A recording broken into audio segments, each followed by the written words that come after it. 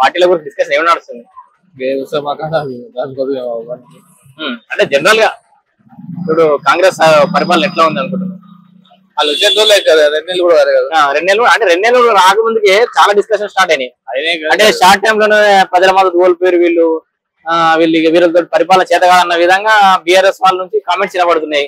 కేటీఆర్ వాళ్ళ సన్నాహక సమావేశాలలో పదే ఇదే కామెంట్ చేస్తుంది. ఇక 100 రోజులే వాళ్ళు 10 ఏళ్ళు చేసి ఏం చేసి కానీ 60 రోజులు కూడా కావాలి కదా, 10 ఏళ్ళు చేసి కదా. డబుల్ బెడ్రూమ్ చూసాను ఇయ్యలే, దళిత ముఖ్యమంత్రి ఇయ్యలే, 3 ఎకరాల పొలం ఎవరికి ఇయ్యలే. ఆ సబ్సిడీలు పెట్టి సబ్సిడీ ఎవరికి సబ్సిడీ లేవు, సబ్సిడీలు ఎవరికి ఇవ్వలేదు.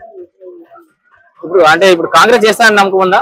చేస్తుంది. ఇప్పుడు అలాగే చేసి ఇంకా 2 పెట్టింది కదా, చేస్తుంది. ఇప్పుడు జనరల్ ఓవరాల్ గా మీ ఏదైతే చేవెళ్ళ పార్లమెంట్ నియోజకవర్గం పరిస్థితి ఎట్లా ఉండబోతుంది? అంటే ఎంపీలుగా ఎవరు గెలిచే అవకాశాలు ఎక్కువ ఉన్నాయి? ఇప్పుడు బీజేపీ నుంచి కొండ విశ్వేశ్వరరెడ్డి గారు నిలబడతారు మేబీ. బీఆర్ఎస్ నుంచి రంజిత్ రెడ్డి సిట్టింగ్ ఎంపీ ఉన్నాడు. కాంగ్రెస్ నుంచి ఇంకా అభ్యర్థి ఖరారు కాలేదు. ఈ 3 పార్టీలలో ఎవరిద్దరి మధ్యలో ప్రధానంగా పోరు ఉండబోతుంది?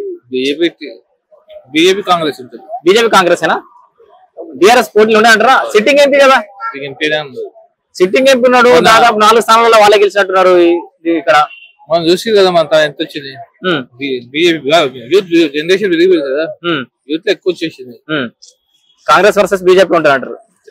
ఓవరాల్ గా అవుట్ ఆఫ్ 17 మన తెలంగాణలో బీజేపీ ఎన్ని గెలుచుకోవచ్చు, కాంగ్రెస్ ఎన్ని గెలుచుకోవచ్చు? మీ అంచనా, ప్రెడిక్షన్? 4-5 గెలుస్తుంది బీజేపీ, 4-5 బీజేపీ, మిగతా కాంగ్రెస్.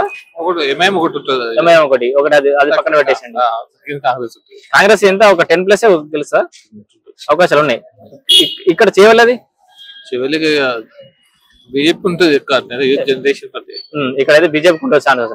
కాంగ్రెస్ పలానా క్యాండిడేట్ వస్తాడని మన ఆస్పిరెంట్స్ గురించి డిస్కషన్ జరుగుతుందా? సునీత మహేందర్ రెడ్డి వస్తుంది. ఎవరండి?